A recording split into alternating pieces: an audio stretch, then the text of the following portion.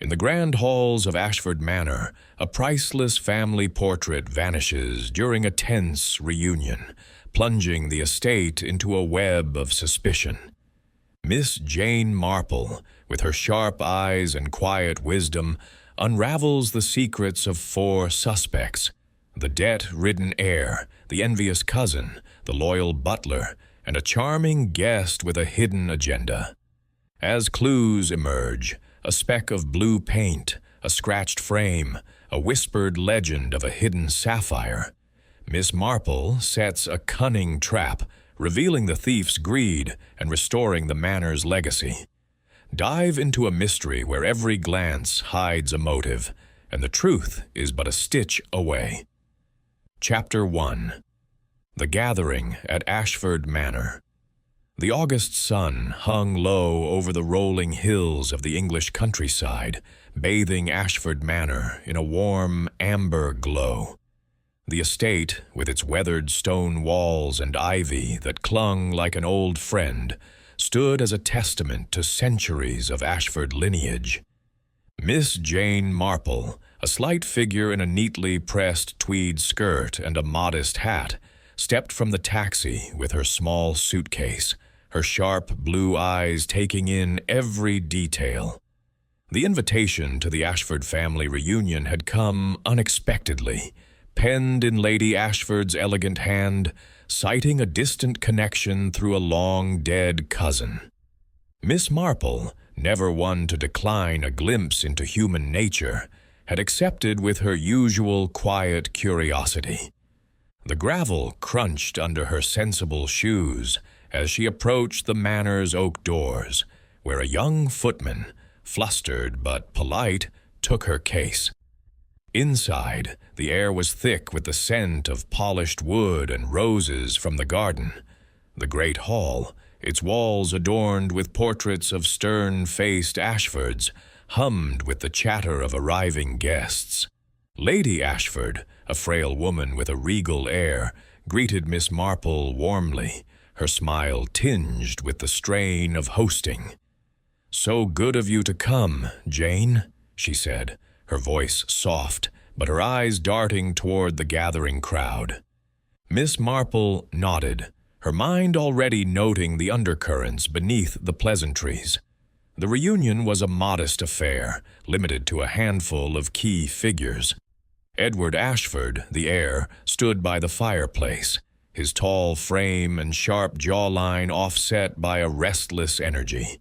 His tailored suit, though fine, bore the faint creases of frequent wear, and his laughter rang a touch too loud.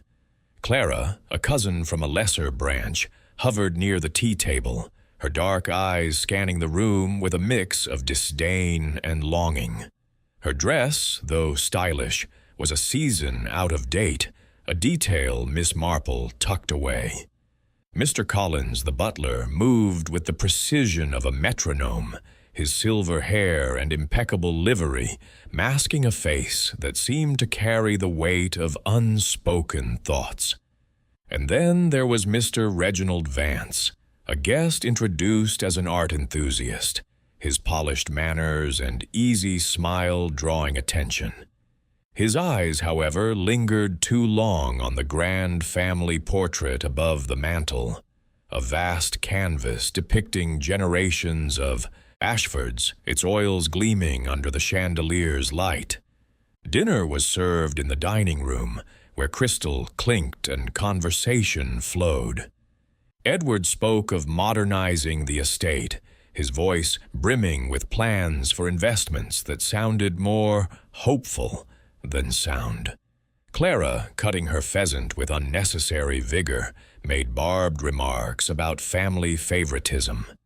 Reginald, seated beside Miss Marple, regaled the table with tales of European galleries, his knowledge impressive, but his enthusiasm oddly intense when the portrait was mentioned. "A masterpiece," he called it, though Miss Marple noted his fingers tap the tablecloth as he spoke. Collins, overseeing the meal, was a shadow in the background. Yet Miss Marple caught his brief pause when Reginald mentioned the painting's rumored history, a whisper of a hidden family secret. As the evening drew on, the guests retired to the drawing room for brandy and cards. Miss Marple, declining a game, settled into a cushioned chair with her knitting, her needles clicking softly as she observed.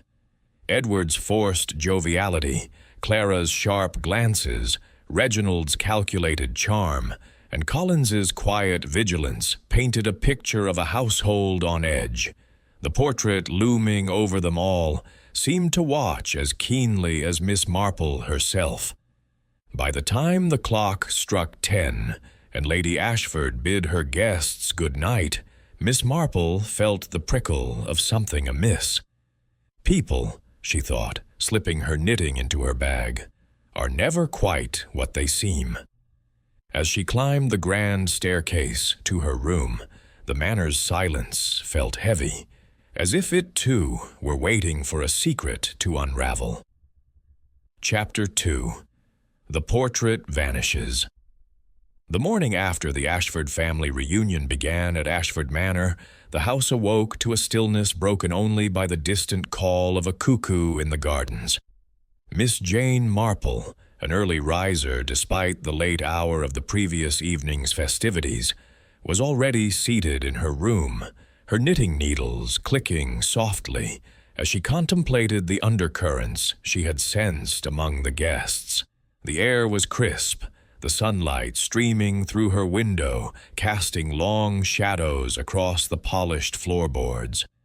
She had just finished a row of her scarf when a piercing scream shattered the calm, echoing through the manor's stone corridors like a gunshot. Miss Marple's hands paused, her eyes narrowing. "Trouble," she murmured, setting her knitting aside and rising with a sprightliness that belied her years. She stepped into the hallway, where servants were already scurrying, their faces pale with alarm. The scream, it seemed, had come from Lady Ashford, and its source was the great hall. Miss Marple descended the grand staircase, her sensible shoes tapping lightly, and found a small crowd gathered near the fireplace. Lady Ashford stood trembling, her hand clutching the arm of Mr. Collins. The butler, who looked ashen despite his usual composure. Edward Ashford, the heir, was pacing, his face a mixture of fury and disbelief. Clara, the cousin, hovered near the edge of the group, her lips pressed into a thin line, while Mr. Reginald Vance, the art enthusiast, stood apart, his eyes fixed on the wall above the mantel. Miss Marple followed his gaze and saw at once the cause of the commotion. The Ashford family portrait, the pride of the manor, was gone. In its place hung an empty frame, its gilded edges mocking the assembled company with its nakedness. "Good heavens," Lady Ashford whispered, her voice quivering as she sank into a chair brought by a maid. "It's gone, stolen, our legacy, our history, gone." Her eyes, wide with shock, darted from face to face, as if seeking a culprit among them. Edward stopped pacing long enough to slam a fist against the mantel, his voice rising. "This is outrageous. I'll have the police here at once. No one leaves this house until we find it." His words carried a commanding tone, but Miss Marple noted the slight tremor in his hands, the way his eyes avoided the empty frame as if it accused him personally. Miss Marple stepped closer, her small figure unassuming yet commanding attention in its quiet way. "If I may," she said softly, her voice cutting through the din like a bell. "Before we summon the authorities, perhaps we might examine the scene? A thief, after all, leaves traces, however small." Her suggestion was met with a moment's silence, as if the room collectively held its breath. Lady Ashford nodded faintly, and Edward, though visibly impatient, gave a curt gesture of assent. Miss Marple approached the frame, her eyes sharp behind her spectacles. taking in every detail with the precision of a watchmaker. The frame, ornate and heavy, showed no signs of violence. Its corners were intact, the wood unscarred by tools or force. The canvas, she noted, had been removed cleanly, as if by someone familiar with its mounting. The dust on the floor beneath was undisturbed, no footprints or scuffs to suggest a hurried escape. She bent slightly, her fingers brushing the air near the frame, and observed a faint smudge on the lower edge. A trace of wax, perhaps, or oil. Curious, she said to herself, her mind already turning over possibilities. A theft so precise suggested knowledge, not haste. She straightened, her gaze sweeping the room, where the suspects stood like actors frozen on a stage. Edward was the first to break the silence, his voice tight with barely contained anger. "This is no random burglary. Someone in this house took it. That painting's worth a fortune, hundreds of thousands, maybe more." His eyes flicked toward Clara, who stiffened, her cheeks flushing. "Don't look at me, Edward," she snapped, her voice sharp as a whip. "I've no use for your precious heirloom. Perhaps you sold it to pay for those fancy cars you're so fond of." The accusation hung in the air, and Edward's face darkened.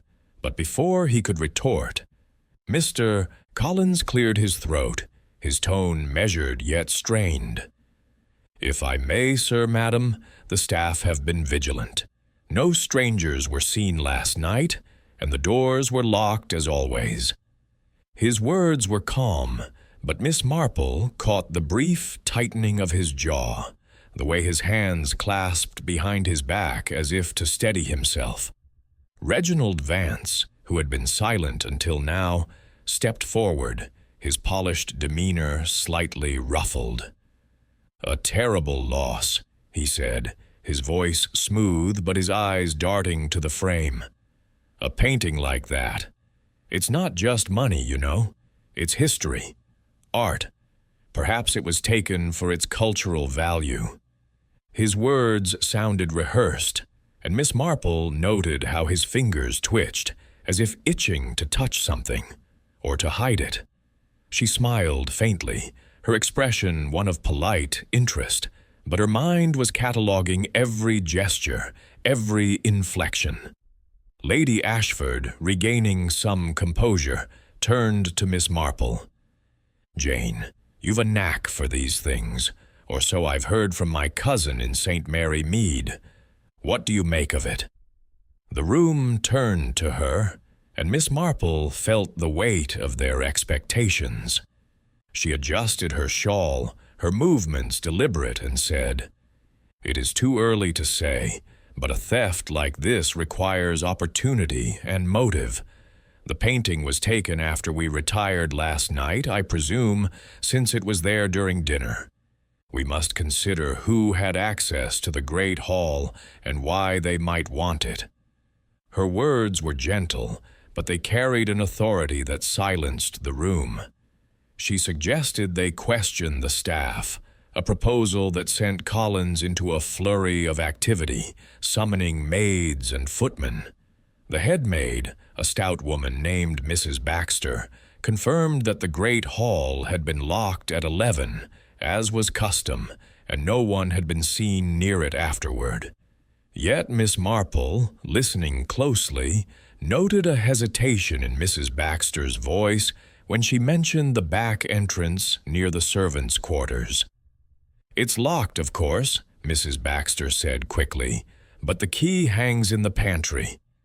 Miss Marple made a mental note to inspect that entrance later, suspecting it might offer a clue to the thief's path. As the morning wore on, the household descended into a state of uneasy waiting.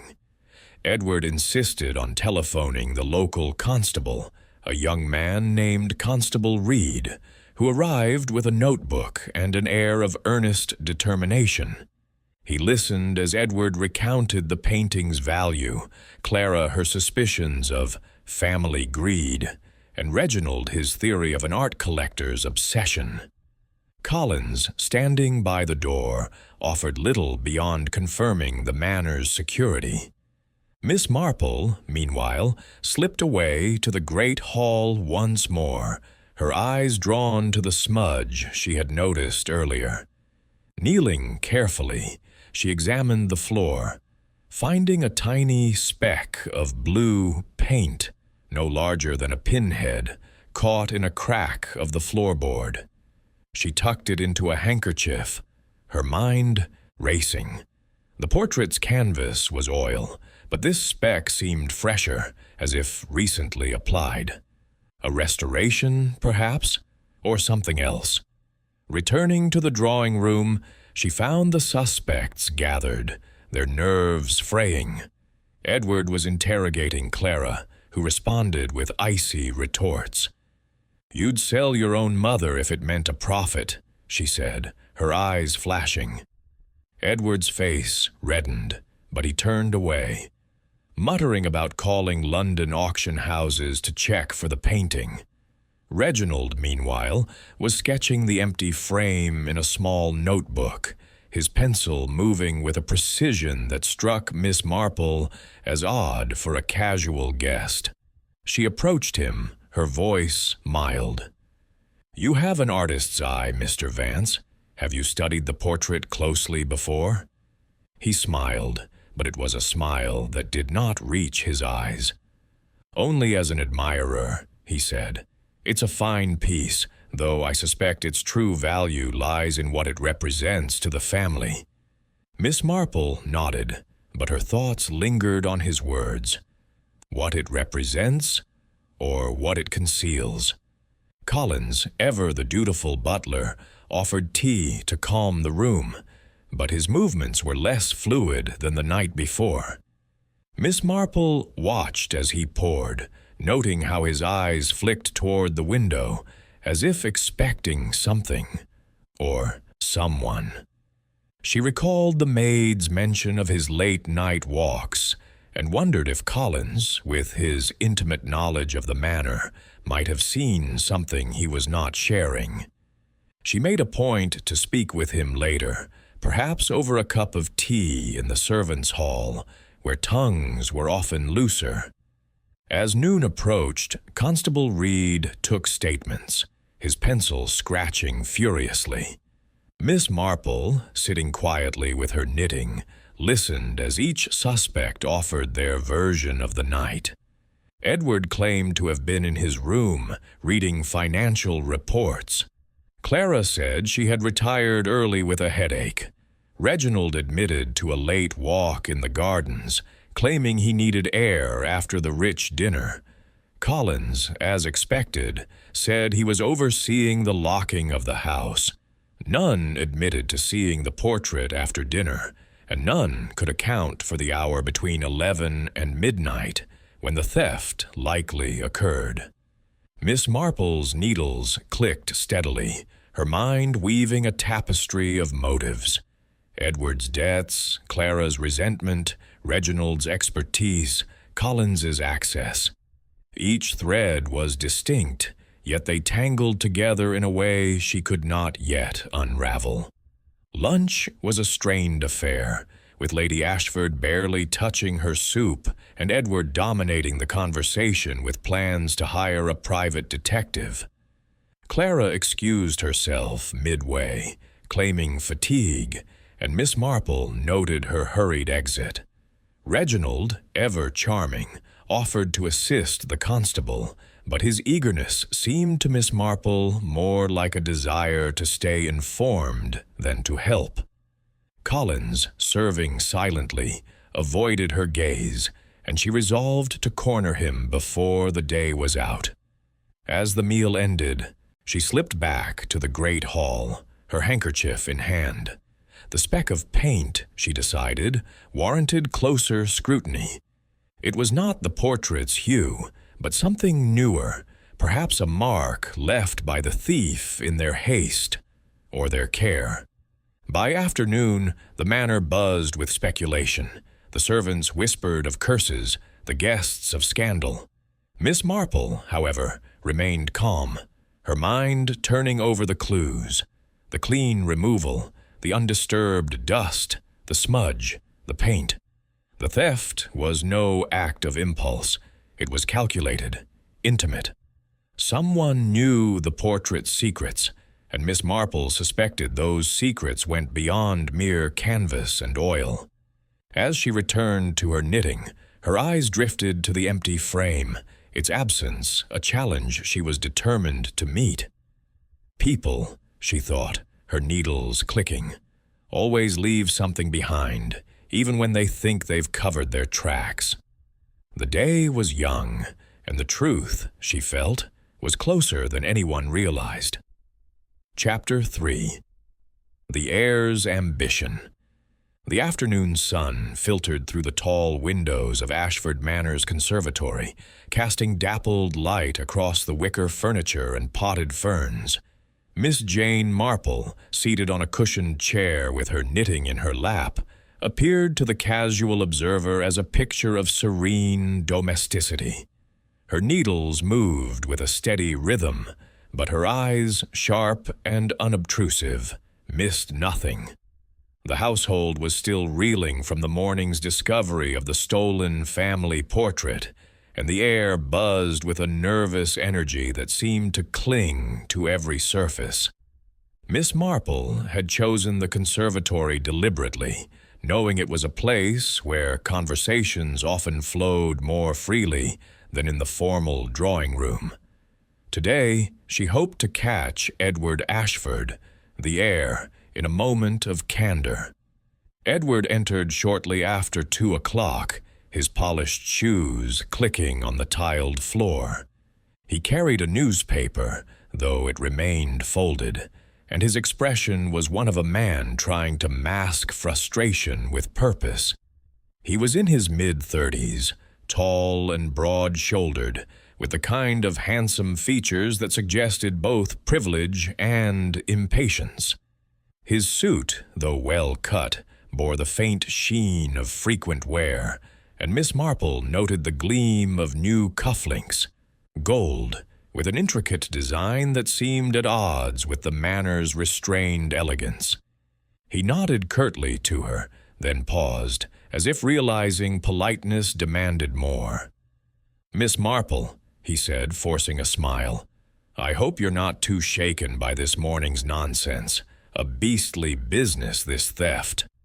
"Not shaken, Mr. Ashford," Miss Marple replied, her voice mild but her gaze steady. "Merely intrigued. A painting like that doesn't vanish without reason." She paused, her needles clicking softly. "You must feel its loss keenly, as the heir." Her words were gentle, but they carried a subtle probe, and she watched his reaction closely. Edward's smile faltered, and he tossed the newspaper onto a side table with a touch too much force. "Keenly? I suppose so," he said, sinking into a chair opposite her. "It's a relic, though, sentimental value, mostly. The real loss is the money it could fetch. That portrait's been valued at a tidy sum, you know. Could have funded some modernizations around here." His tone was brisk, almost dismissive, but Miss Marple caught the way. His fingers drummed on the armrest, a nervous habit that betrayed more than his words. She tilted her head, her expression one of polite interest. "Modernizations? That sounds ambitious. The manor is charming as it is, but I suppose progress has its appeal." Her comment was innocuous, but she knew it would draw him out, and Edward, as she anticipated, took the bait. "Charming, yes, but crumbling," he said, leaning forward, his voice warming with conviction. "This place is a money pit, leaky roofs, outdated plumbing, grounds that cost a fortune to maintain. I've plans to turn it into something profitable, a hotel, perhaps, or a venue for events. The portrait could have been sold to cover the initial costs. Now it's gone, and we're back to square one." He caught himself, as if realizing he'd said too much, and added quickly, "Not that I'd sell it without Mother's approval, of course." Miss Marple nodded, her needles never pausing. "Of course," she said, her tone soothing, but her mind racing. Edward's talk of selling the portrait was bold, almost reckless, for a man whose mother still controlled the estate. She recalled village gossip overheard during her taxi ride about Edward's fondness for risky investments, racehorses, speculative stocks, and a failed venture in London property. His cufflinks, she thought, were an extravagance a man in debt might justify as a show of confidence. Could he have orchestrated the theft to liquidate the painting's value without Lady Ashford's knowledge? The idea lingered, but Miss Marple knew better than to leap to conclusions. She shifted the conversation, her voice as soft as the rustle of leaves outside. "You must know the portrait well, Mr. Ashford. Did it have any peculiarities? Something a thief might find particularly appealing?" Her question was casual, but she watched his eyes, noting the brief flicker of unease before he answered. "Peculiarities? Just an old painting, really," he said, shrugging. "Big, heavy thing, all those stern ancestors staring down. Mother says there's a story about a hidden gem or some such nonsense, but I never put stock in it. Fairy tales for the servants."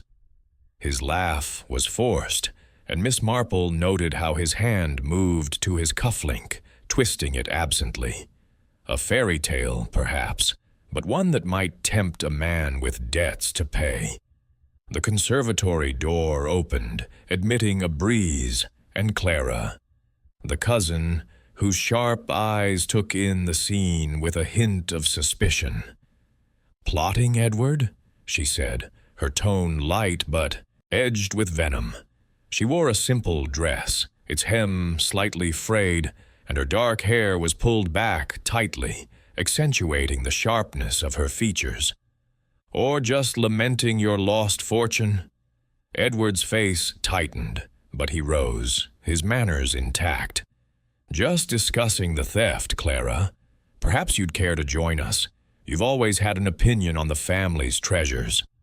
His words were polite, but the barb was clear, and Clara's lips twitched in what might have been a smile or a grimace. "I'll leave you to it," Clara said, her gaze lingering on Miss Marple. "But don't think I haven't noticed how quick you are to point fingers, Edward." She turned and left, her footsteps echoing with purpose. Miss Marple filed away the exchange, noting the deep-seated resentment between the cousins.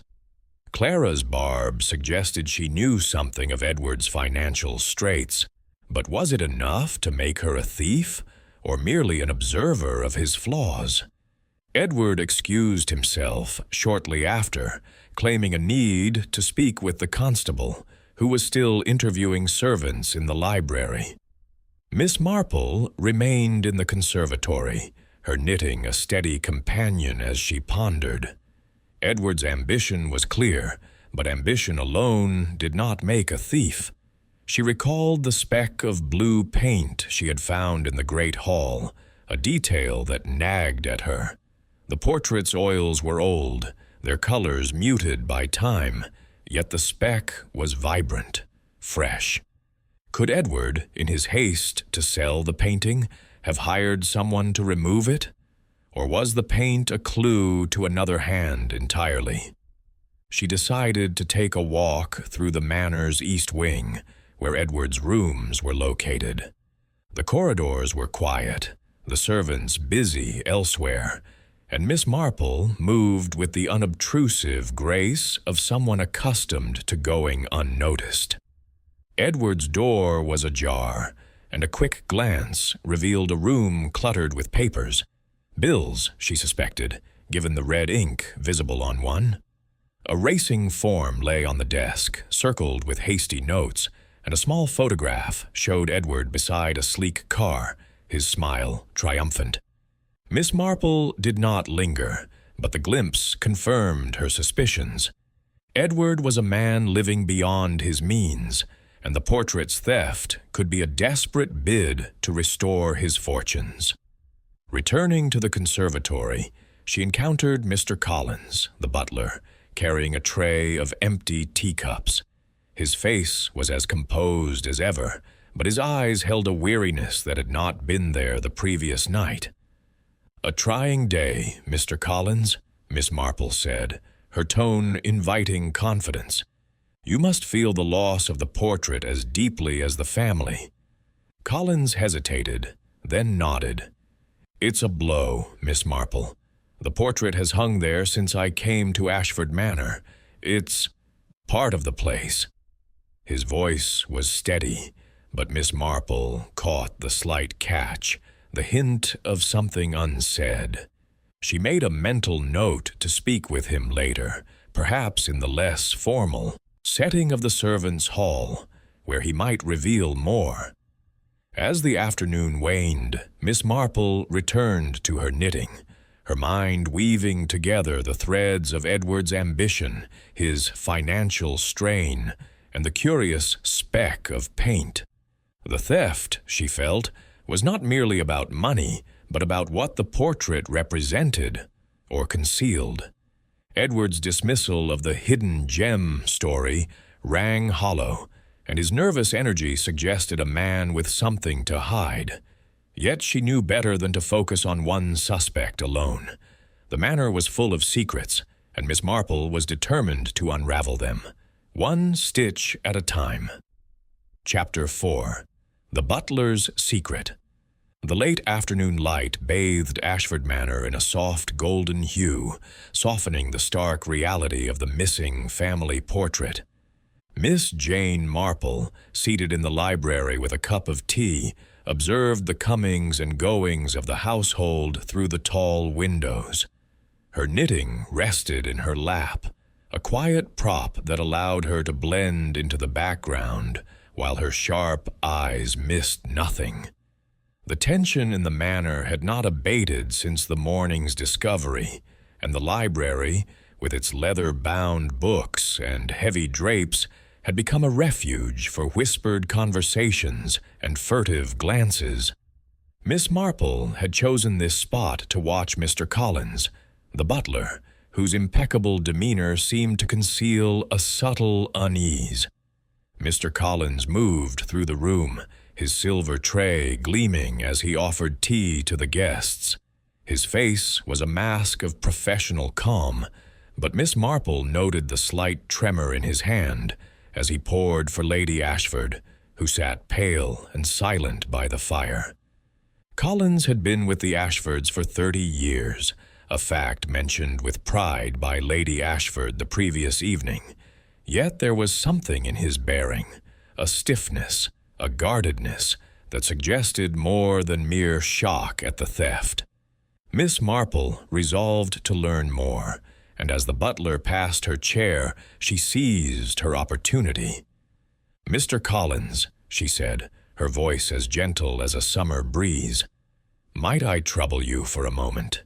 The tea is delightful, but I wondered if you might share your thoughts on this dreadful business with the portrait." Her eyes twinkled with kindly interest, but her question was a delicate probe, designed to draw him out. Collins paused, his expression betraying a flicker of surprise before resuming its usual composure. "A dreadful business indeed, Miss Marple," he said, his voice low and measured. "I cannot imagine who would do such a thing. The portrait was a treasure of the house." His words were correct, but Miss Marple caught the brief hesitation, the way his eyes darted toward the door as if seeking escape. She nodded sympathetically, her needles clicking softly.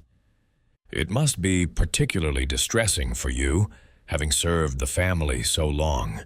You must know every inch of this manor, including its secrets." The word secrets was spoken lightly, but she watched his reaction closely. His hand tightened on the tray, a movement so slight it might have gone unnoticed by anyone less observant. "I do my best to serve, madam," he replied, his tone as smooth as polished wood. "The manor is old, but its secrets are few. The portrait's value was well known, I'm afraid, which may have tempted a thief." He bowed slightly and moved to leave, but Miss Marple's next words stopped him.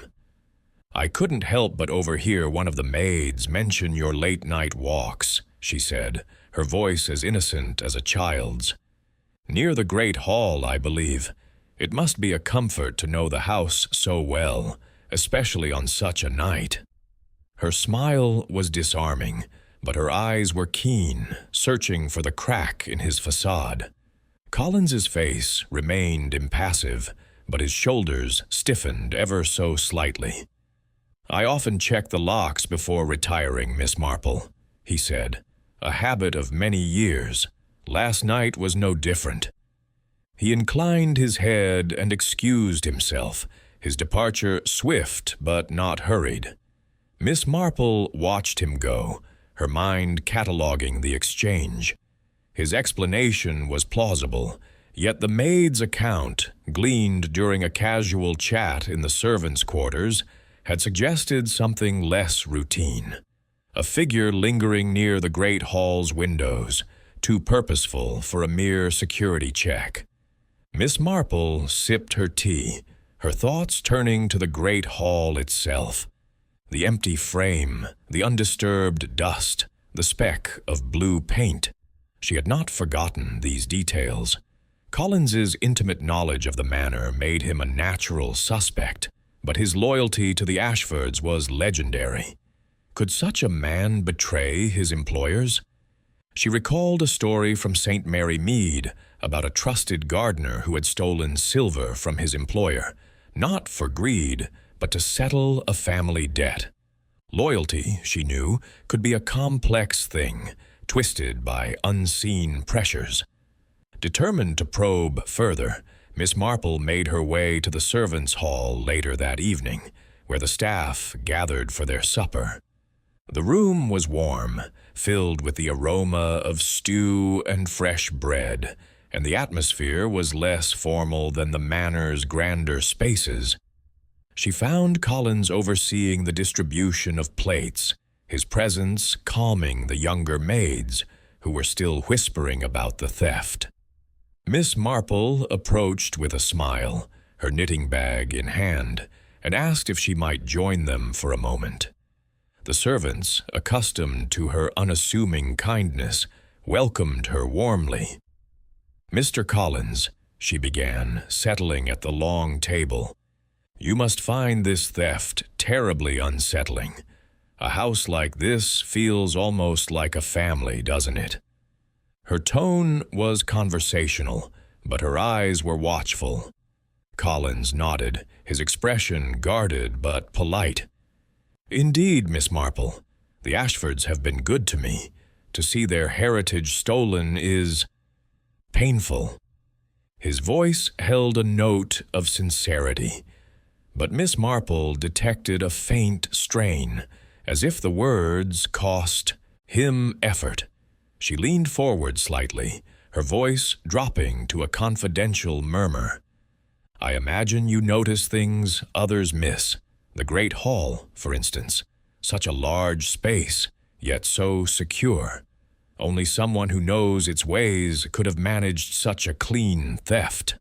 She paused, letting the implication hang in the air. Collins met her gaze, his eyes steady, but his fingers pausing on the handle of a teapot. "The manor is secure, Miss Marple, but no house is impervious to a determined thief. The back entrance, perhaps, or a window left ajar." His suggestion was reasonable, but Miss Marple noted the quickness of his response, as if prepared. "The back entrance," she mused, her needles clicking. "The maid mentioned a key in the pantry. Is it always kept there?"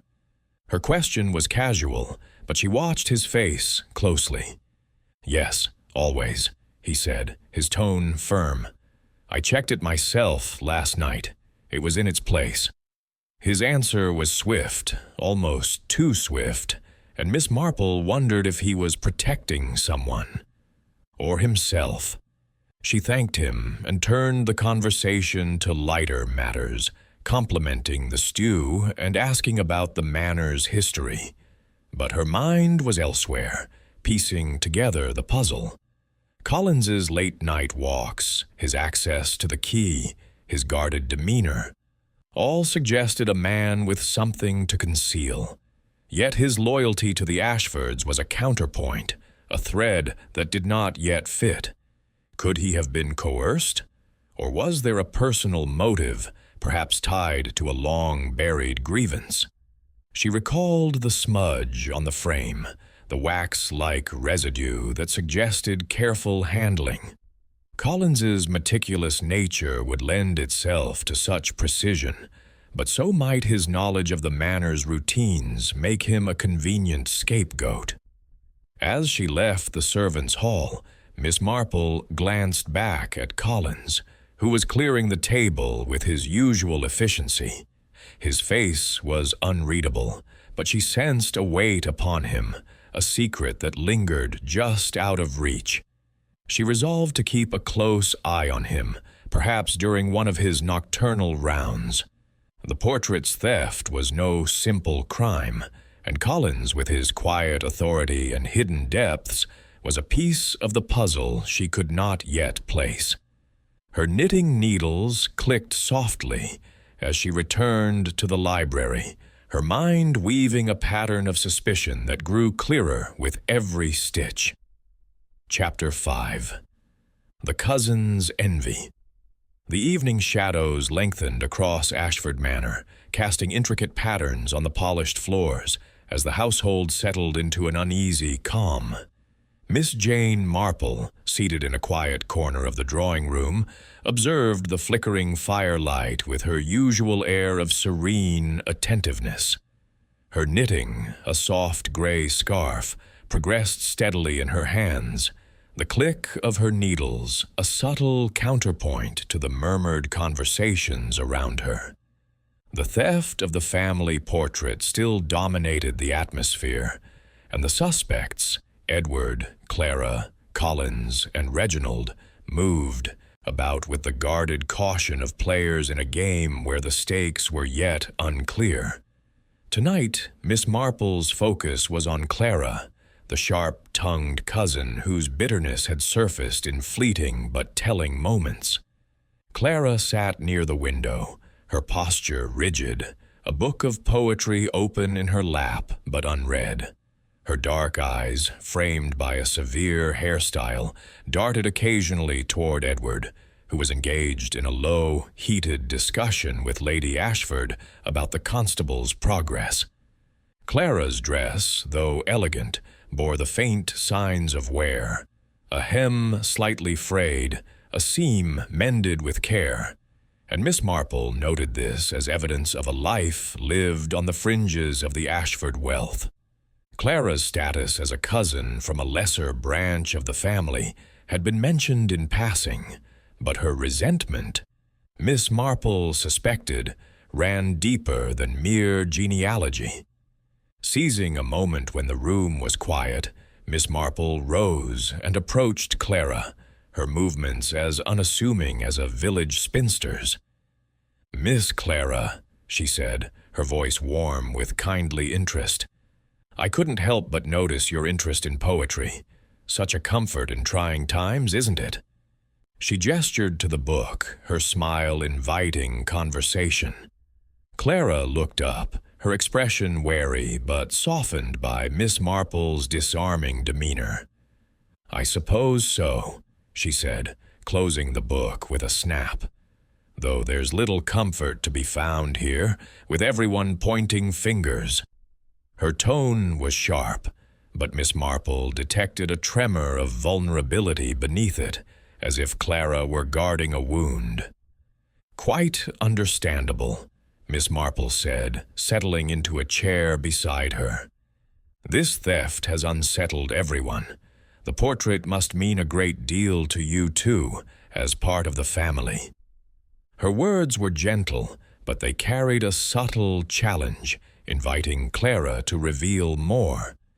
Clara's lips tightened, and she glanced at the empty frame above the mantel. "It's a symbol of everything I'll never have," she said, her voice low but laced with venom. "Edward gets the estate, the title, the wealth, all because he was born to the right branch. That painting's just another reminder of how the Ashfords favor their own." Her words spilled out, unguarded for a moment, and Miss Marple noted the raw edge of envy, as sharp as a blade. She nodded sympathetically, her needles clicking softly. "It must be difficult, feeling overlooked. I've seen it in my village. Families can be so unkind, even without meaning to." Her tone was confiding, and Clara, perhaps sensing a kindred spirit, leaned forward slightly. "It's not just feeling overlooked," Clara said, her voice dropping to a fierce whisper. "It's knowing I could manage this place better than Edward ever will. He's squandering it. Cars, debts, foolish schemes. I've studied the estate's history, its art, everything. I know what that portrait's worth, and not just in money." Her eyes gleamed with a mix of pride and frustration, and Miss Marple tucked away the admission. Clara's knowledge of the portrait's value was more than casual, suggesting a deeper interest. Hoping to probe further, Miss Marple said, "You must have admired the portrait closely, then." "It's a fine piece, though I confess I know little of art. Did it have any distinctive features?" Her question was innocent, but her eyes were keen, watching for any sign of guilt. Clara hesitated, her fingers tightening on the book. "It's old, detailed. The brushwork's exquisite, but it's the history that matters. There's a story, probably nonsense, about a jewel hidden in it from some scandal ages ago. I never believed it, but Edward's greedy enough to think it's true." Her tone was dismissive, but Miss Marple noted the quick glance toward the empty frame, as if Clara were picturing the painting in her mind. The conversation was interrupted by the arrival of Constable Reed, who entered with a notebook and a look of determined efficiency. He announced that he had finished questioning the staff and wished to review the guests' movements again. Clara excused herself, claiming a need for fresh air, and Miss Marple watched her go, noting the briskness of her step. The cousin's bitterness was palpable, but was it enough to drive her to theft? Miss Marple decided to investigate further, recalling Clara's room from a brief visit the previous day, when she had feigned a need for a glass of water. Under the pretense of misplacing her spectacles, Miss Marple made her way to the guest wing, where Clara's room was located. The corridor was quiet, the servants occupied elsewhere, and she slipped inside, her movements swift but cautious. The room was tidy, almost austere, with a small desk covered in art books and sketch pads. One pad, left open, revealed a detailed drawing of the Ashford family portrait, rendered with such precision that Miss Marple paused. The sketch captured every line of the ancestors' faces, the folds of their clothing, even the texture of the frame. Clara's artistic skill was undeniable, but the sketch suggested an obsession, or a purpose. Could she have studied the painting to locate the rumored jewel? Or was the drawing a memento of a theft she had committed? Miss Marple examined the room further, careful not to disturb anything. A small box on the dresser contained charcoal pencils and an eraser, but nothing incriminating. Yet, as she turned to leave, she noticed a scrap of paper tucked beneath a book, its edge barely visible. Lifting the book carefully, she found a receipt from a London art supply shop, dated only a week prior, for blue oil paint, the same vibrant shade as the speck she had found in the great hall. Her heart quickened, but she replaced the receipt exactly as she had found it, her mind racing. The paint could be a coincidence, but Clara's knowledge, her envy, and her access to the manor made it a significant clue. Returning to the drawing room, Miss Marple found Clara back at her seat, her composure restored, but her eyes wary. The constable was now questioning Reginald Vance, who spoke with his usual charm about his late-night walk in the gardens. Miss Marple listened, her knitting a steady rhythm, but her thoughts were on Clara. The cousin's resentment was a powerful motive, but theft required opportunity, and Clara's alibi of retiring early with a headache was flimsy. Had she slipped into the great hall after the household slept, using her knowledge of the painting to remove it? Or was she merely a bystander, her bitterness a distraction from the true culprit? As the evening drew to a close, Miss Marple lingered in the drawing room, watching as Clara excused herself for the night. The cousin's parting glance at the empty frame was brief but intense, and Miss Marple felt a pang of certainty that Clara knew more than she admitted. The sketch, the paint, the envy, all were threads in a tapestry that was slowly taking shape. Miss Marple's needles clicked softly, her mind weaving together the clues, determined to uncover the truth hidden in Clara's guarded heart. Chapter 6. The Guest's Charm.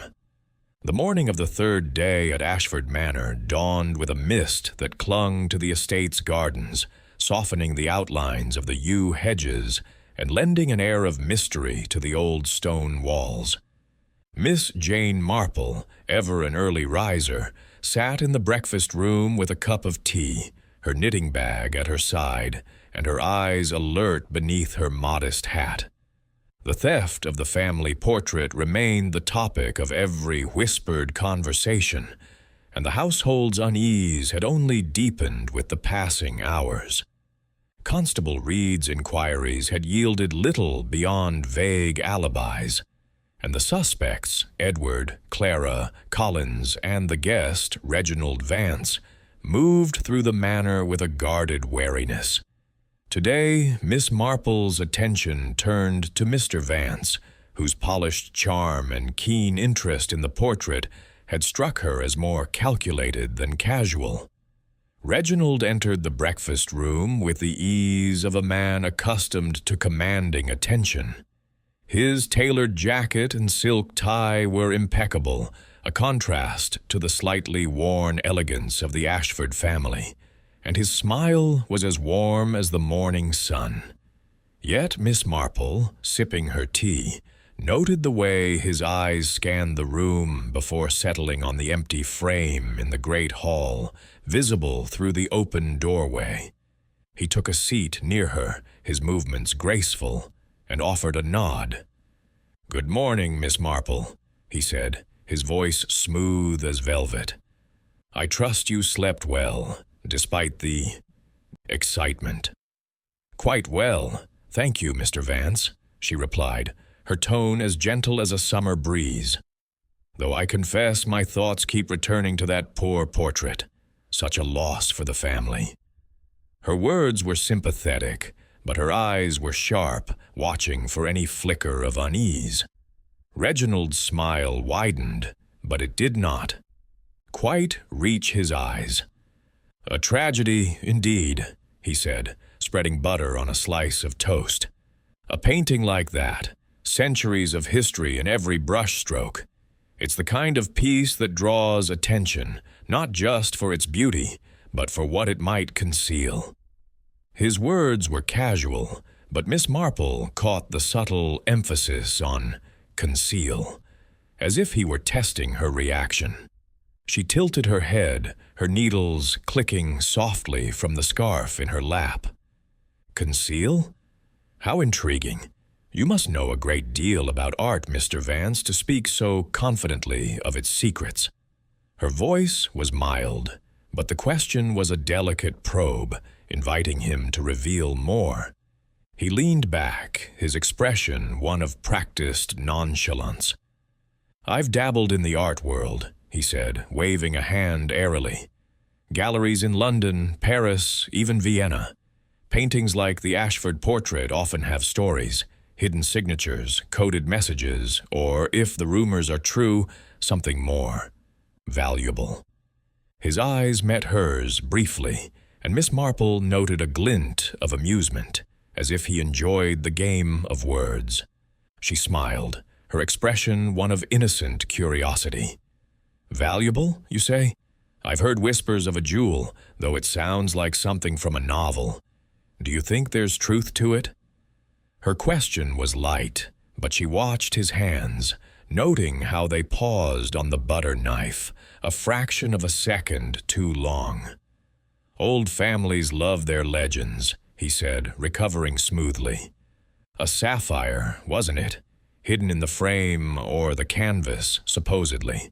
I doubt it's real, but it makes for a good story. A thief, though, might believe it enough to take the risk." He chuckled, but Miss Marple sensed a careful deflection, as if he were steering the conversation away from dangerous ground. Determined to learn more, Miss Marple suggested a walk in the gardens after breakfast, knowing the open air often loosened tongues. Reginald agreed with his usual charm, and they strolled along the gravel paths, the mist curling around the roses like a delicate shroud. Miss Marple, her shawl drawn close, kept the conversation light at first, asking about his travels and his interest in art. Reginald spoke freely, his stories of European auctions and rare finds laced with just enough detail to impress without revealing too much. Yet when she mentioned the portrait again, his tone grew cautious. "It's a fine piece," he said, pausing to admire a blooming peony. "Early 18th century, I'd wager, with a style reminiscent of Kneller. The frame alone is worth a fortune, gilded oak, hand-carved, but it's the history that makes it priceless." His knowledge was impressive, but Miss Marple noted how his fingers fidgeted with his watch chain, a nervous tick that belied his easy manner. "You seem to know it intimately," she said, her voice as soft as the mist. "Did you have a chance to study it closely during your stay?"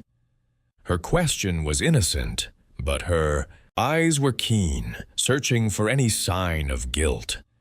Reginald's smile flickered, but he recovered quickly. "Only as a guest," he said. "I admired it during dinner, like everyone else. A shame it's gone before I could appreciate it further." His words were smooth, but Miss Marple caught the slight tightening of his jaw, as if he were guarding a secret. They continued their walk, and Miss Marple steered the conversation to the manor's history, hoping to draw out more.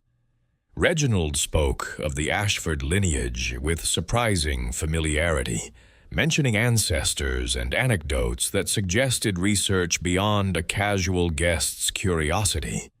She recalled his arrival at the reunion, introduced vaguely as a friend of a distant relation, and wondered how he had secured such an invitation. His interest in the portrait, she suspected, was not merely aesthetic, but driven by something more tangible.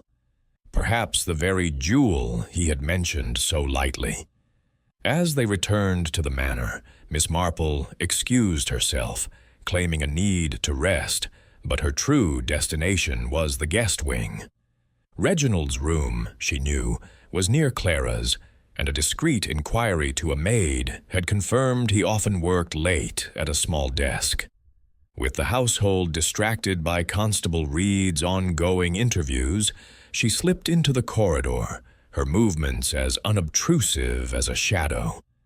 Reginald's door was locked, but a window left ajar offered a glimpse inside.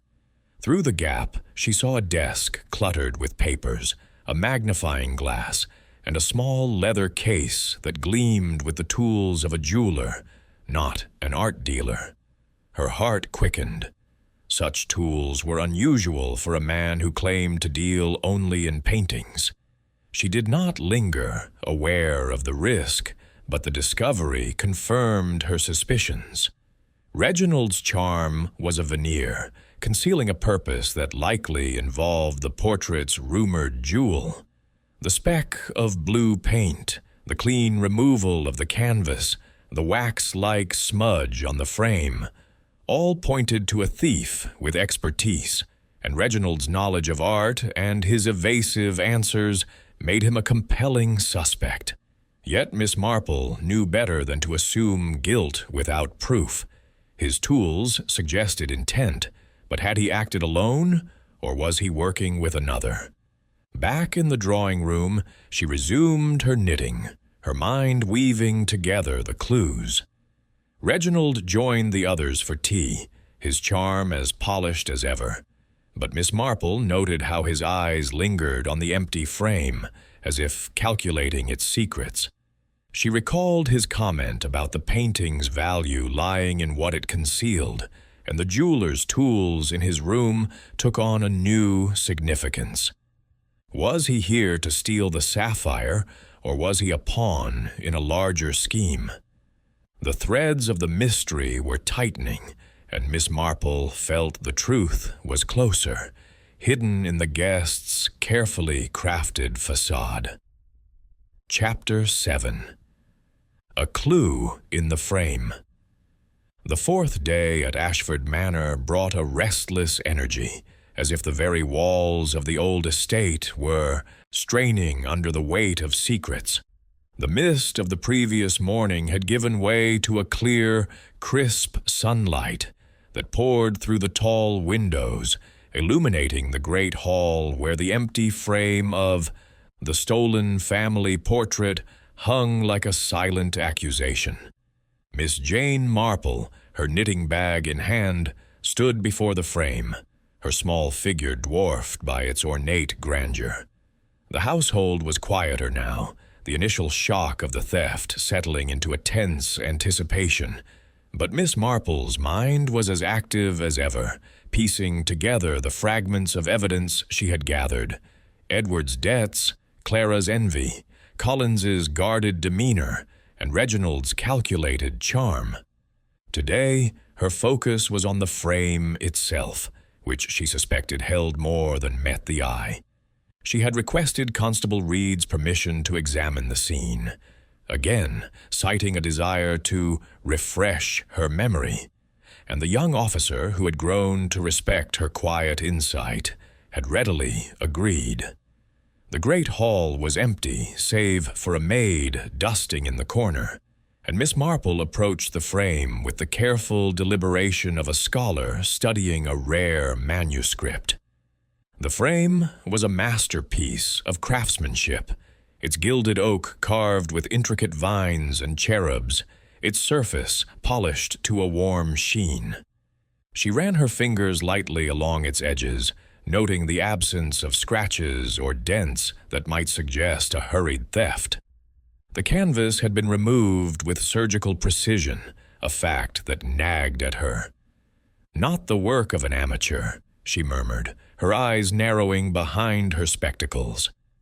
As she leaned closer, her attention was drawn to a faint mark on the inner edge of the frame's lower border, a scratch, barely visible, as if made by a fine tool.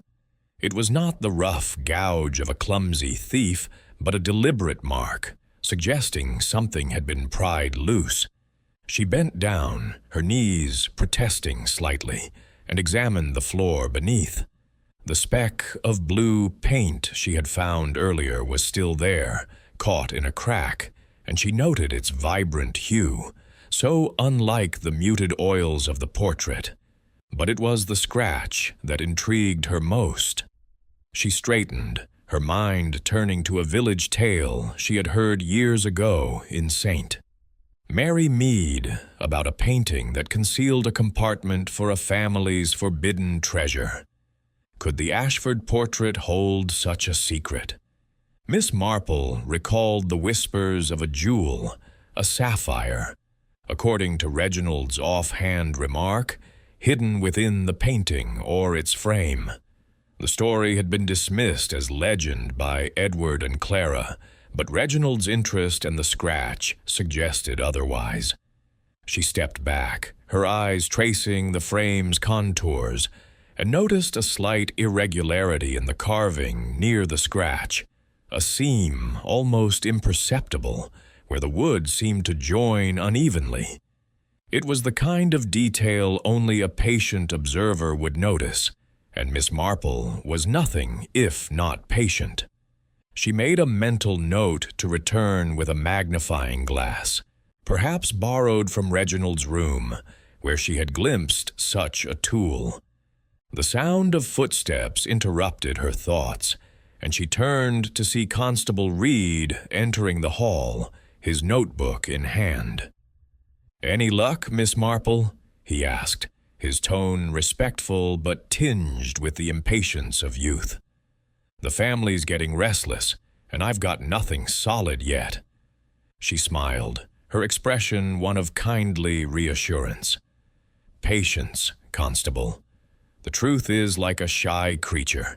It shows itself only when you stop chasing it." She gestured to the frame. "This mark here, for instance, it's small, but it tells a story.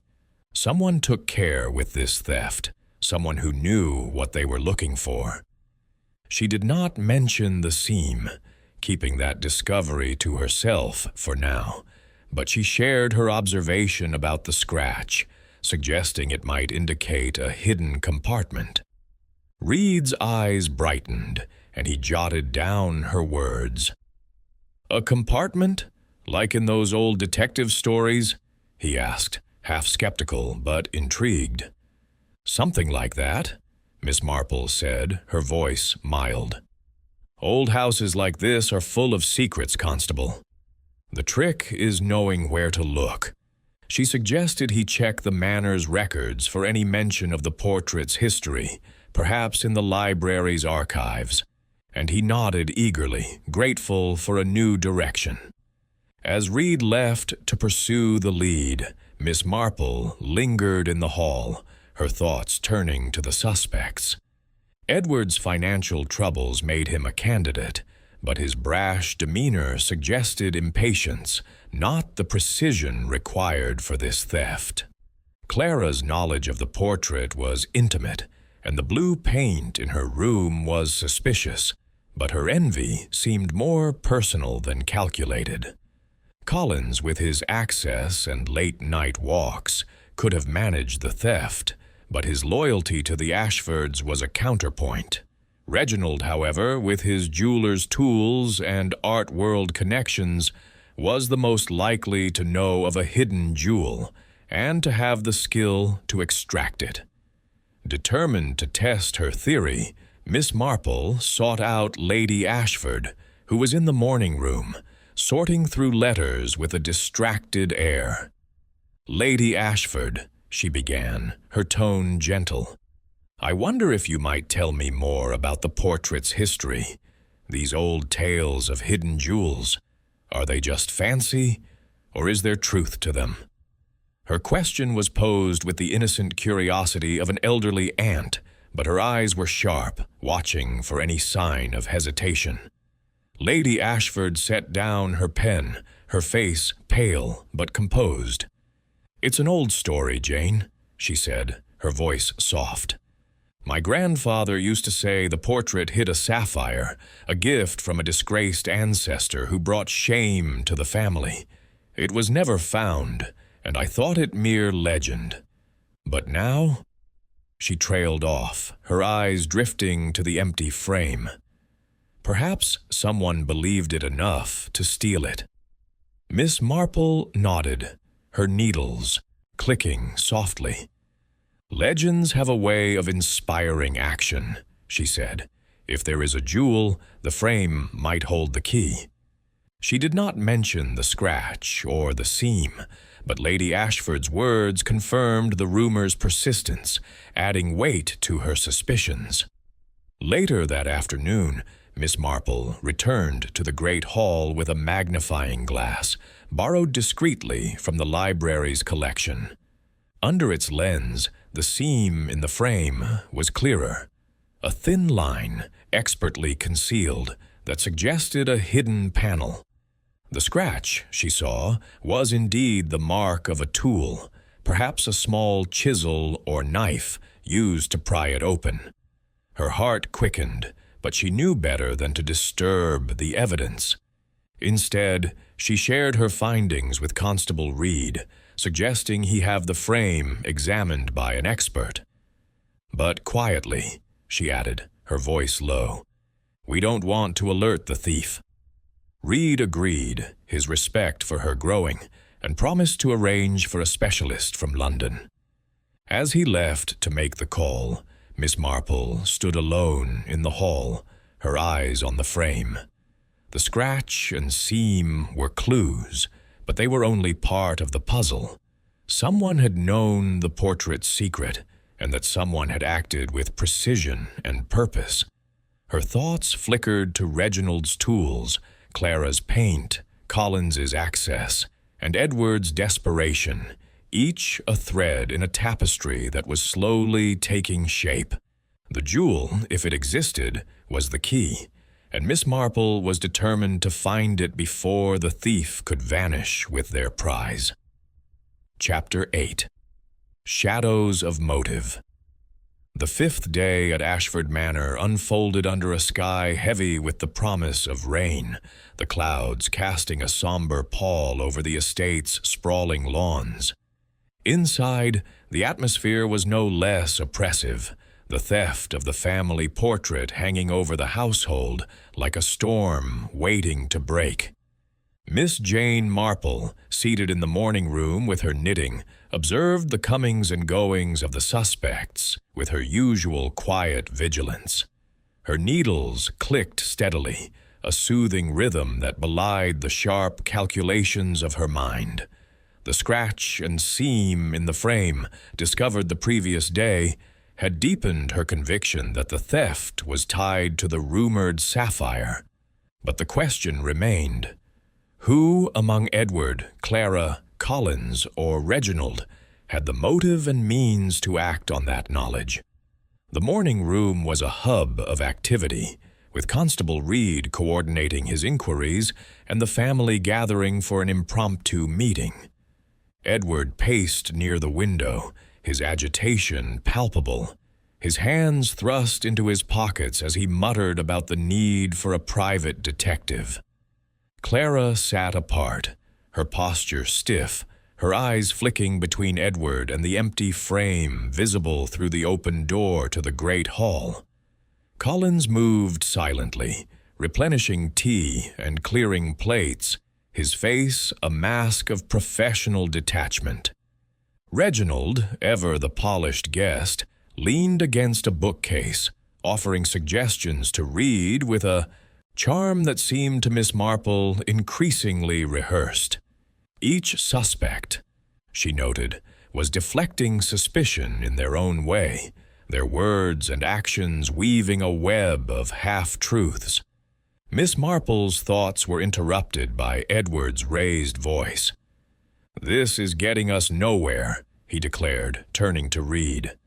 "You've questioned everyone, poked around the house, and still nothing. Someone here knows something. Clara, for instance, with her endless complaints about the family." His accusation was sharp, and Clara's head snapped up, her cheeks flushing. "Don't you dare, Edward," she retorted, her voice low but venomous. "If anyone's desperate enough to steal, it's you, with your debts piling up like dirty laundry.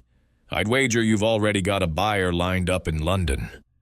Her words were a calculated strike, and Miss Marple noted the flicker of anger in Edward's eyes, quickly masked by a forced laugh.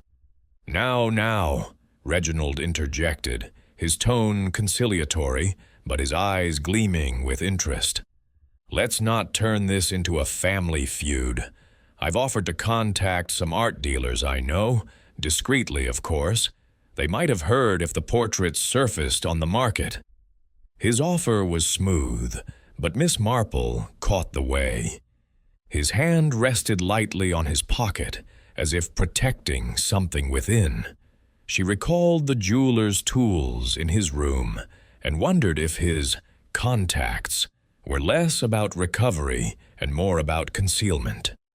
Collins, clearing a tray, paused briefly at Reginald's words, his expression unreadable. "If I may, sir," he said to Reed, "the staff have been vigilant, but I can ask them to check the outbuildings again. Perhaps the thief hid the painting nearby."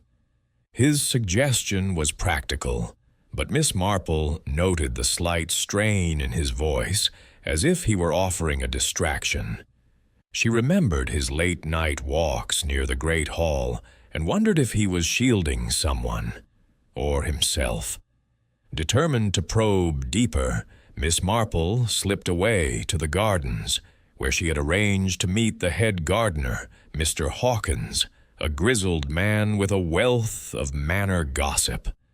Under the guise of admiring the roses, she steered the conversation to the night of the theft. "A terrible business, Mr. Hawkins," she said, her voice soft. "You must see so much from your cottage by the gate. Did you notice anything unusual that night?" Hawkins, flattered by her attention, scratched his chin. "Well, miss, I did see a figure near the great hall's window, round midnight. Too tall for Mr. Collins, I'd say, but too slight for Mr. Edward. Couldn't make out the face, mind, but they moved quick, like they knew the place." His words were a gold mine, and Miss Marple thanked him warmly, her mind racing. The figure's description ruled out Collins and Edward, but left Clara and Reginald as possibilities.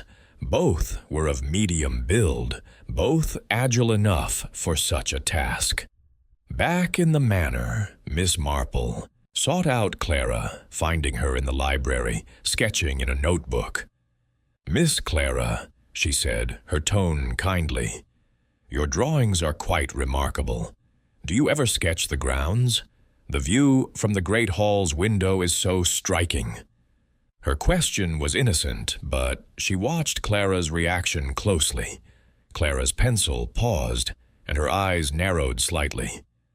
"I prefer interiors," she said curtly. "The grounds are too predictable."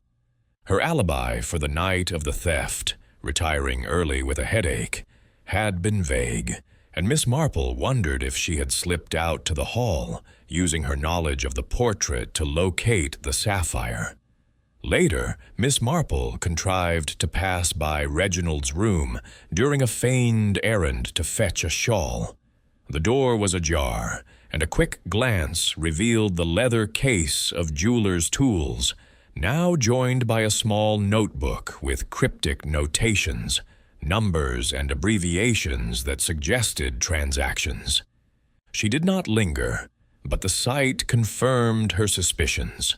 Reginald was no mere art enthusiast, but a man with a plan, likely tied to the sapphire's value. As evening fell, the household gathered for dinner, the tension thicker than the fog outside. Edward accused Clara of stirring trouble. Clara hinted at Collins's late-night wanderings, and Reginald offered bland reassurances that only heightened Miss Marple's suspicions. Collins, serving with his usual precision, avoided her gaze, and she resolved to watch him closely during his evening rounds. The gardener's siding, the seam in the frame, the blue paint, the jeweler's tools, all were pieces of a puzzle that pointed to a calculated theft. Someone had known the portrait's secret, and Miss Marple was determined to uncover their motive before the trail grew cold. Her needles clicked softly, a quiet promise that the truth was within her grasp. Chapter 9. The Village Connection. The 6th day at Ashford Manor dawned with a drizzle that pattered softly against the leaded windows, cloaking the estate in a veil of gray. Miss Jane Marple, undeterred by the weather, donned her sturdy coat and hat, her knitting bag slung over her arm, as she prepared for a walk to the nearby village of Ashford Green. The theft of the family portrait had stirred the household into a restless simmer, and while Constable Reed's inquiries continued within the manor's walls, Miss Marple sought answers beyond them. Villages, she knew from her life in St. Mary Mead, were treasure troves of gossip, where whispers often held truths that grand houses concealed. Her goal was to uncover any hint of the portrait's fate, or the sapphire rumored to be hidden within it. The path to the village wound through fields of damp grass, the air heavy with the scent of wet earth and honeysuckle. Miss Marple walked with a briskness that belied her years, her eyes taking in the hedgerows and distant cottages with the keenness of a hawk. Ashford Green was a quaint cluster of stone, houses, a church with a weathered spire, and a single shop that doubled as a post office and gossip hub. She made for the shop first, knowing its keeper, Mrs. Tuttle, was a font of local knowledge, her tongue loosened by the promise of a friendly chat. Inside, the shop was warm and cluttered, its shelves lined with jars of sweets and stacks of newspapers. Mrs. Tuttle, a plump woman with a sharp eye, greeted Miss Marple with a nod, recognizing her as a guest at the manor. "Terrible business up there, I hear," she said, leaning across the counter. "That painting gone, and the family in a tizzy. Not surprised, mind you. Old houses like that are full of trouble." Miss Marple smiled, her expression one of mild agreement. "Indeed, Mrs. Tuttle, it's quite a puzzle. I don't suppose you've heard any talk in the village. People notice things, even from a distance." Her tone was conversational, but her question was a delicate hook cast into the waters of village rumor. Mrs. Tuttle's eyes gleamed with the delight of sharing news. "Well, now, there's always talk," she said, lowering her voice. "Just last week, a gentleman was in, asking about the manor's history, old stories, jewels, that sort of thing. Didn't give his name, but he was polished, like a city type. Wore a fine suit, too." Her description matched Reginald Vance with uncanny precision, and Miss Marple's heart quickened, though her face remained serene. "How curious," she said, selecting a tin of biscuits from the shelf. "Did he mention the portrait specifically?" She kept her tone light, as if the question were an afterthought. "Not in so many words," Mrs. Tuttle replied, wrapping the tin in paper. "But he asked about the Ashford sapphire, bold as you please. Said he'd heard it was hidden in a painting. I told him it's just an old tale, but he seemed keen, like he believed it. Left in a hurry when I asked his business." She handed Miss Marple the package, adding, "Mind, we've had strangers poking about before, but he stood out." Miss Marple thanked her and stepped back into the drizzle, her mind racing. Reginald's interest in the sapphire was no surprise, given his jeweler's tools and art world connections, but his inquiries in the village suggested premeditation. Had he come to Ashford Manor with the theft already planned? She made her way to the local pawnbroker, Mr. Grimsby, a nervous man known for dealing in curiosities. His shop, tucked behind the church, was a dim cavern of dusty clocks and faded jewelry, and he greeted her with a wary nod. "Good morning, Mr. Grimsby," Miss Marple said, her voice warm but purposeful. "I'm staying at the manor, where we've had a spot of trouble with a stolen painting. I wonder if anyone's approached you with unusual items recently?" Her question was direct but softened by her kindly demeanor, and Grimsby's eyes flickered with unease. "Stolen, you say?" he muttered, polishing a brass candlestick with unnecessary vigor. "I don't deal in stolen goods, miss. But, well, a gentleman did come by a few days ago, asking if I'd buy a gem. A sapphire, he said, though he didn't have it on him. Wanted to know what it might fetch. I told him I'd need to see it first." His voice trailed off, and he glanced at the door as if expecting an interruption. Miss Marple nodded, her needles clicking softly in her bag. "A gentleman, you say? Did he describe the gem?" She kept her tone casual, but her eyes were sharp, noting Grimsby's twitching fingers. "Said it was old, cut in an antique style," Grimsby replied. "Didn't give a name, but he was well dressed with a way of talking that wasn't local. I didn't think much of it. People ask odd things sometimes." His nervousness suggested he suspected more than he admitted, and Miss Marple made a mental note of his description, which again pointed to Reginald. She thanked him and left, her thoughts turning to the other suspects. Edward's debts made him a candidate, but his brashness lacked the subtlety of a village inquiry. Clara's envy was potent, and her blue paint was suspicious, but she had no known connections outside the manor.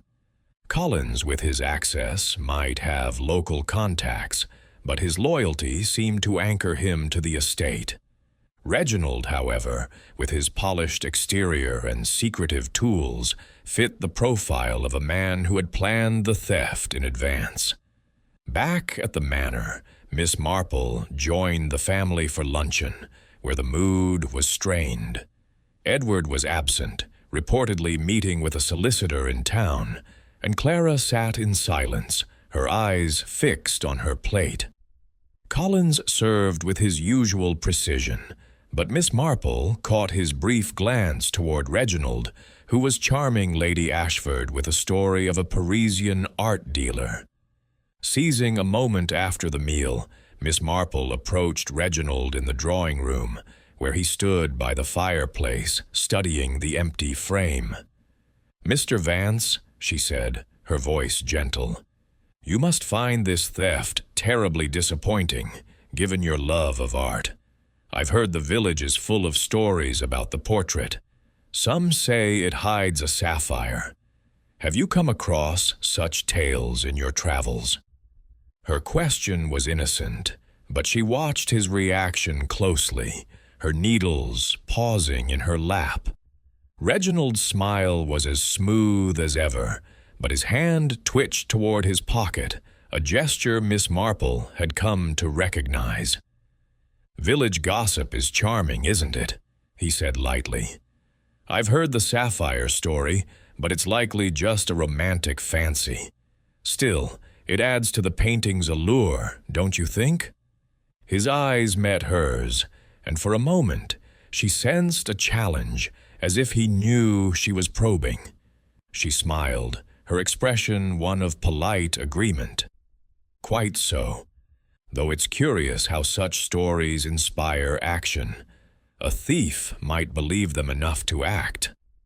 She let the words hang, and Reginald's smile faltered, his hand brushing his pocket again before he excused himself to make a call.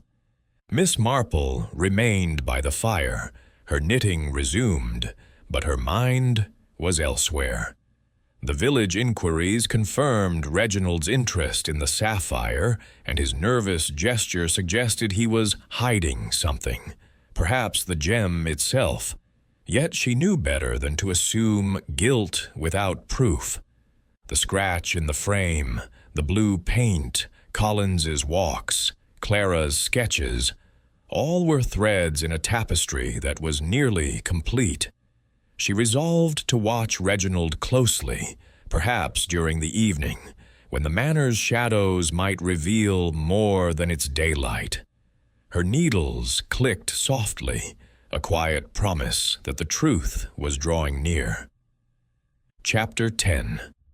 The Trap is Set. The seventh day at Ashford Manor unfolded with a quiet intensity, the drizzle of the previous day giving way to a brittle sunlight that seemed to sharpen every edge of the estate's ancient stones. Miss Jane Marple, seated in the library with her knitting, felt the weight of the mystery pressing closer, the threads of suspicion. Edward's desperation, Clara's envy, Collins's guardedness, and Reginald's calculated charm, drawing tighter around the truth.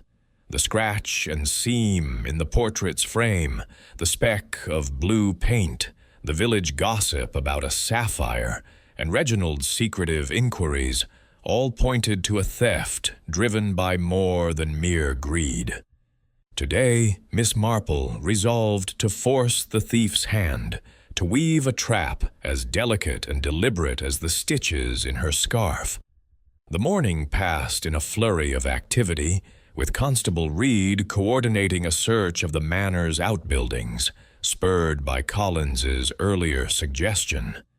The family, restless and fractious, gathered in the drawing room, where Edward's impatience boiled over into sharp words with Clara, who responded with icy disdain. Reginald, ever the smooth mediator, offered to assist Reed, his charm a polished shield that Miss Marple found increasingly suspect. Collins moved silently among them, his face a mask of duty, but Miss Marple noted his eyes lingering on the empty frame, as if it held a secret he could not share. During a lull in the conversation, Miss Marple seized her moment. Standing by the tea table, she addressed the room with her usual mild demeanor, her voice carrying a deceptive simplicity. "It's such a pity about the portrait," she said, her eyes sweeping over the suspects. "But I've heard from Constable Reed that a jeweler from London is coming tomorrow to examine the frame. They say there might be a hidden compartment, perhaps for that sapphire we've all heard about." Her words were casual, but she watched each face closely, noting Edward's sudden stillness, Clara's tightened lips, Collins's brief pause with the teapot, and Reginald's fleeting frown before his smile returned. The announcement was a calculated risk, a baited hook cast into the murky waters of the manor. Miss Marple had no jeweler arranged, but the suggestion of one would, she hoped, provoke the thief into action.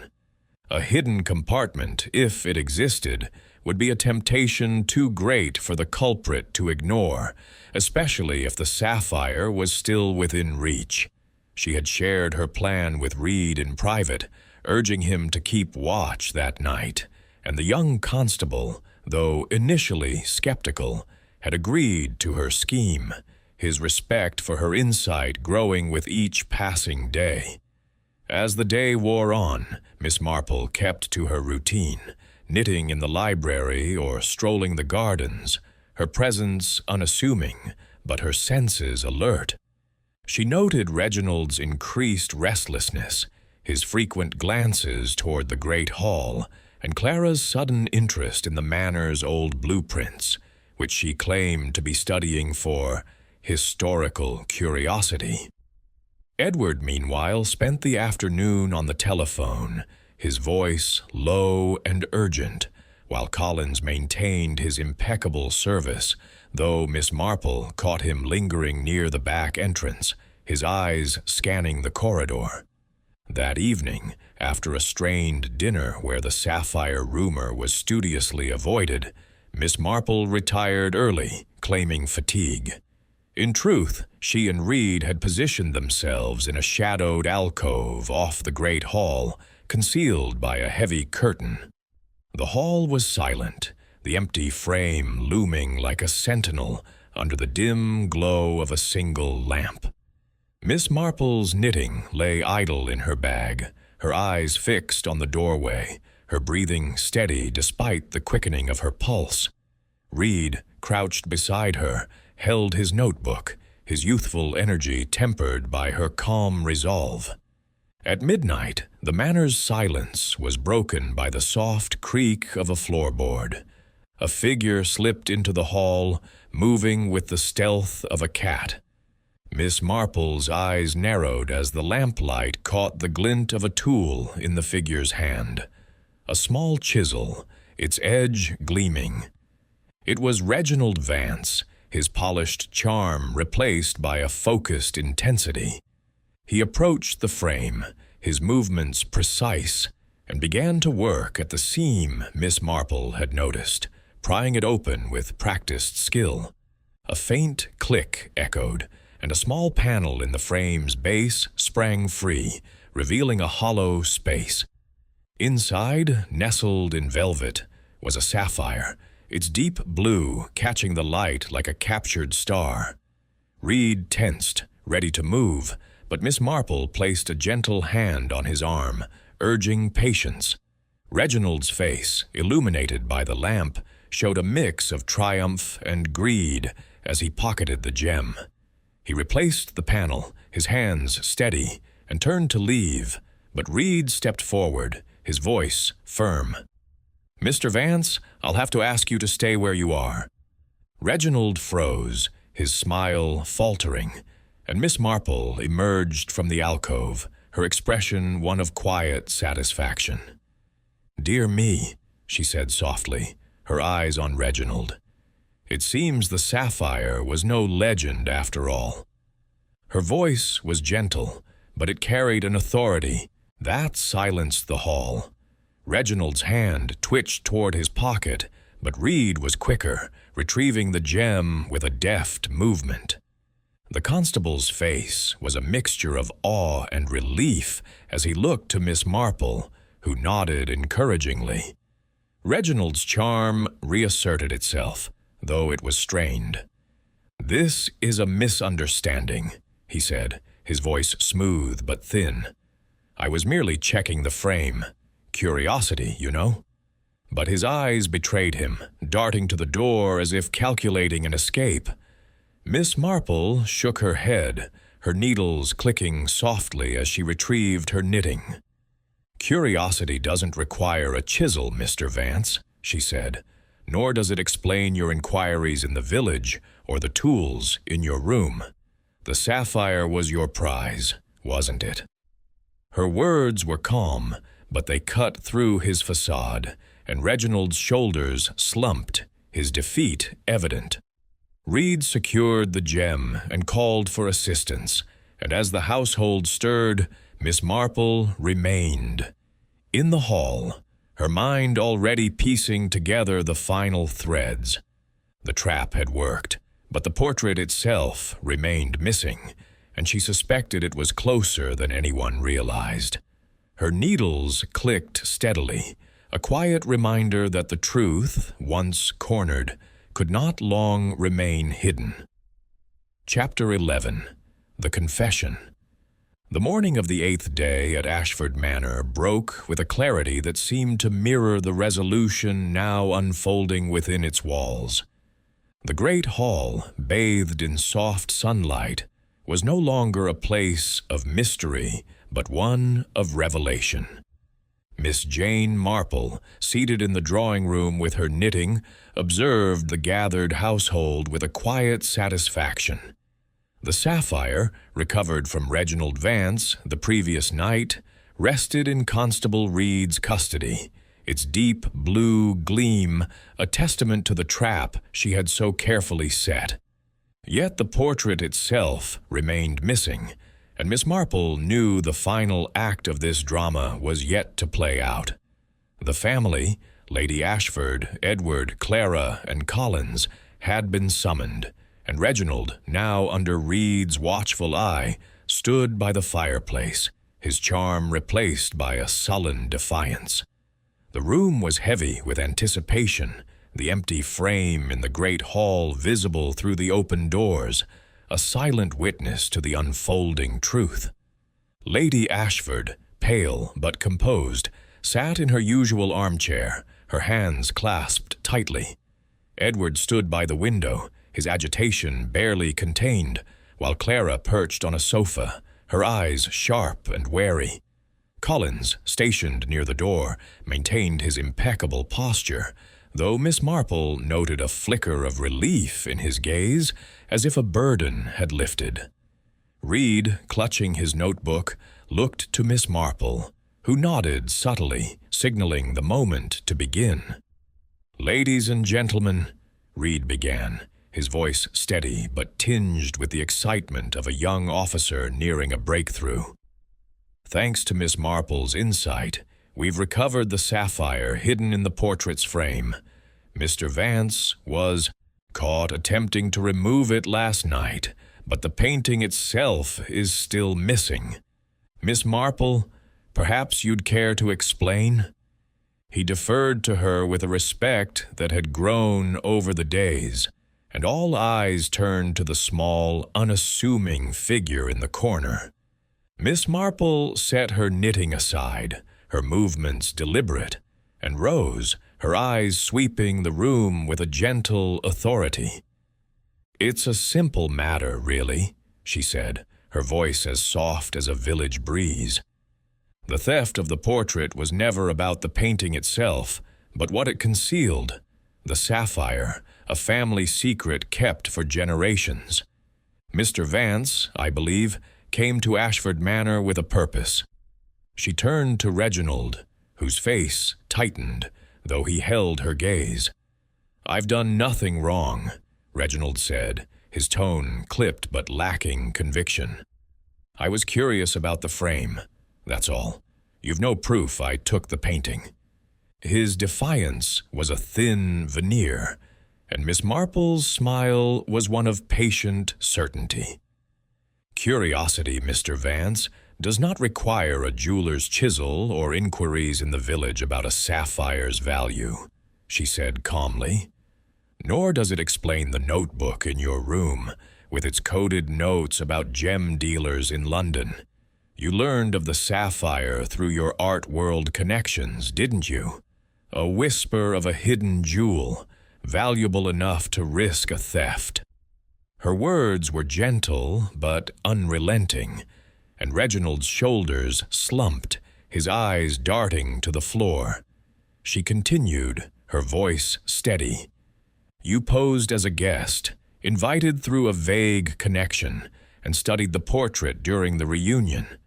The night of the theft, you slipped into the great hall, using your tools to remove the canvas and pry open the frame's hidden panel. The sapphire was your prize, but the painting itself was too large to smuggle out unnoticed, so you hid it, intending to retrieve it later." She paused, letting her words settle, and the room held its breath. Reed, prompted by a nod from Miss Marple, spoke up. "We searched Mr. Vance's room this morning and found the portrait rolled up in a wardrobe, wrapped in a blanket. It's undamaged, Lady Ashford, and will be restored to its frame." A collective gasp rose from the family, and Lady Ashford's hand flew to her heart, her eyes brimming with relief. Clara's voice cut through the silence, sharp and accusing. "You despicable man," she said to Reginald. "All your charm, and you're nothing but a common thief." Her outrage was genuine, but Miss Marple noted a flicker of satisfaction in her eyes, as if Reginald's guilt absolved her own resentments. Edward, his face flushed, stepped forward. "I knew it wasn't one of us," he said, his voice loud with vindication. "You had us all fooled, Vance. What were you planning? To sell the sapphire abroad?"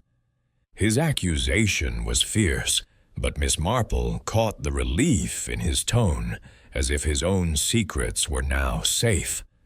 Collins, silent until now, bowed his head slightly, his expression one of quiet gratitude. "The family's honor is restored," he murmured, and Miss Marple wondered if his relief stemmed from loyalty or the lifting of suspicion from himself. Reginald, cornered, tried one last defense. "You've no proof I plan to sell it," he said, his voice rising. "I found the sapphire by chance, checking the frame for damage. I was going to report it." But his words rang hollow, and Reed, holding the sapphire and the notebook, shook his head. Miss Marple stepped forward, her voice soft but firm. "The proof, Mr. Vance, is in your actions. The village pawnbroker spoke of your inquiries. The tools in your room were not those of an art enthusiast, and the portrait was hidden where only you had access. You believed the sapphire was real, and you acted on that belief." She paused, her eyes kind but unyielding. "People, you see, reveal themselves in the smallest ways. A glance, a gesture, a question too carefully asked." Reginald's defiance crumbled, and he sank into a chair, his face pale. "Very well," he muttered. "I heard about the sapphire from a dealer in Paris. He said the Ashford portrait was rumored to hide it. I thought, if I could find it, I'd be set for life. I didn't mean to hurt anyone." His confession was grudging, but it was enough, and Reed signaled for 2 officers, who had arrived that morning, to take him into custody. Lady Ashford rose, her voice trembling but resolute. "Thank you, Jane," she said, clasping Miss Marple's hand. "You've saved our family's legacy." Her gratitude was heartfelt, and Miss Marple smiled, her expression one of quiet humility. "It was merely a matter of watching and listening," she said. "The truth has a way of coming to light." She glanced at the others, Edward, relieved but still wary. Clara, her envy softened by the resolution, and Collins, his loyalty reaffirmed. The portrait would be restored, the sapphire secured, and the manor's peace, fragile though it was, would return. As Reed escorted Reginald away, Miss Marple resumed her knitting, her needles clicking softly. The mystery was solved, but her mind lingered on the human frailties that had driven it: greed, envy, ambition. They were, she thought, as old as the manor itself, and as predictable as the stitches in her scarf.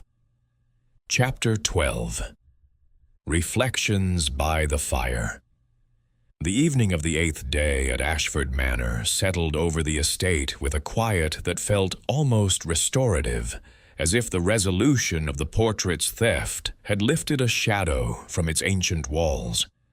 The great hall, now aglow with the soft light of candelabras, held the family portrait once more, its canvas carefully restored to its gilded frame by skilled hands summoned from London. The sapphire, secured in a locked box under Constable Reed's watchful eye, awaited a decision from Lady Ashford, perhaps to be sold, perhaps to remain a hidden treasure, its legend now a confirmed truth. Miss Jane Marple, seated by the drawing-room's roaring fire, her knitting complete and neatly folded in her lap, observed the scene with a serene satisfaction. The household, though still bruised by the ordeal, was beginning to mend, and her work here was done. Lady Ashford, her frail form wrapped in a shawl, approached Miss Marple with a warmth that softened her usually regal demeanor. "Jane, I cannot thank you enough," she said, her voice trembling with emotion. "You've returned our heritage to us, and more, you've uncovered a truth we scarcely believed possible." She gestured toward the great hall, where the portrait's stern ancestors gazed down once more, their painted eyes seeming to approve. Miss Marple smiled, her expression one of gentle humility. "It was no great feat, Lady Ashford," she said, her voice as soft as the fire's crackle. "People are much the same, whether in a grand manor or a village cottage. They leave clues in their words, their glances, their silences. One only needs to listen."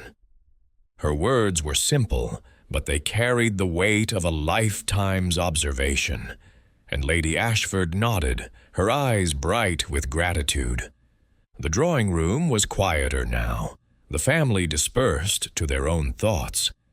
Edward, his earlier bluster subdued, sat at a writing desk, penning a letter, perhaps to his solicitor, Miss Marple mused, to address the debts that had so nearly ensnared him in suspicion. Clara, her sharp edges softened by the resolution, leafed through a book of poetry, her fingers lingering on the pages as if seeking solace. Collins, ever the faithful butler, moved through the room with renewed ease, his loyalty to the Ashfords reaffirmed by the clearing of his name. Reginald Vance, now in the custody of the local police, awaited transfer to London, his charm undone by the weight of his own greed. Miss Marple's thoughts drifted to the clues that had led her to the truth, the speck of blue paint, too vibrant for the portrait's aged oils, the scratch and seam in the frame betraying a hidden compartment, the village gossip that confirmed Reginald's prior inquiries, and the jeweler's tools that revealed his true intent. Each had been a thread in a tapestry she had woven with patience, her mind as sharp as the needles now resting in her bag. She recalled a similar case in St. Mary Mead, where a stolen brooch had been hidden in plain sight, its thief betrayed by a careless word. Human nature, she thought, was a constant, as predictable as the seasons, yet endlessly fascinating. As the fire crackled, Lady Ashford pressed her to stay another day, but Miss Marple demurred, citing a need to return to her quiet life in St. Mary Mead. "There's a train tomorrow morning," she said, "and I've a garden that needs tending, but I shall carry the memory of Ashford Manor with me." Her smile was warm, but her eyes held a glint of amusement, as if she knew the Manor's secrets would linger in her thoughts, ready to inform the next puzzle life might bring. The following morning, as she boarded the taxi to the station, Miss Marple cast a final glance at the Manor's ivy-clad walls, its windows catching the dawn's light. The portrait was safe, the sapphire secured, and the family, though shaken, would endure. She settled into the seat, her knitting bag at her side, and opened a small notebook where she jotted a few lines about the case. Not for publication, but for her own reflection. "Greed," she wrote, "is a thief's undoing, but it is curiosity that catches them." She closed the notebook, her mind already turning to the familiar comforts of home, where the village's small dramas awaited her keen observation. As the taxi rolled away, Miss Marple leaned back, her eyes half closed, a faint smile playing on her lips. The world, she knew, was full of mysteries, and she was ready for the next, her needles poised to unravel it, stitch by stitch.